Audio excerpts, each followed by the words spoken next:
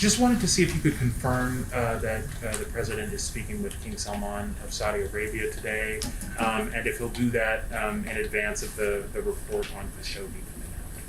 Well, as we've noted in the past, we remain committed to releasing through the DNI, of course, an unclassified report that we expect to happen soon. I don't have an updated timeline for you on that. I know there were also reports on a proposed call. We also expect that to happen soon. We're still in the process of scheduling when that will happen. Okay. And what are they going to be talking about in that call?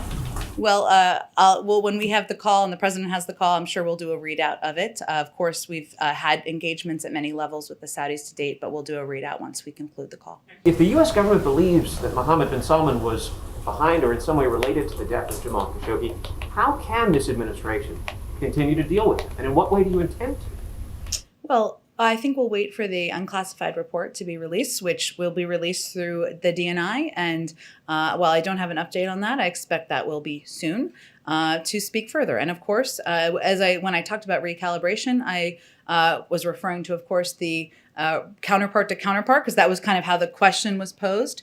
But, we always look, the president is taking a fresh approach to how he engages with foreign leaders around the world and different from the prior administration. And that means he will not hold back. And he will speak out when there are concerns he has about human rights abuses, about the lack of freedom of speech or the lack of freedom of media and expression, or any concerns he has. At the same time, we have a long relationship with Saudi Arabia. They are being attacked in the region, and that is certainly an area where we continue to work with them on. But I expect we'll have more to say when we get post the release of that report. The president did have some things to say during the campaign. Mm-hmm.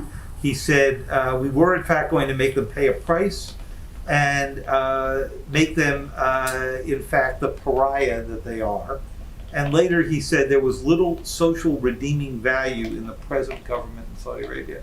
Any reason to believe his overall view of the Saudi government as a pariah and little redeeming social value has changed? The president, as you well know, David, because you've probably been covering him for a good chunk of this time, has had a long time he spent in the world of foreign policy, and he is certainly familiar with the leadership in Saudi Arabia, as he is in the Middle East and many parts of the world. And I would certainly not say his concerns or his views have changed. He is, of course, now president of the United States, and in that role, he is not going to hold back, as I noted, in speaking out when there are concerns. Of course, he has the right to take action of any kind as the president of the United States, but there are also areas where we will work with the Kingdom of Saudi Arabia including ensuring that they have the protections they need to face the threats that are facing them.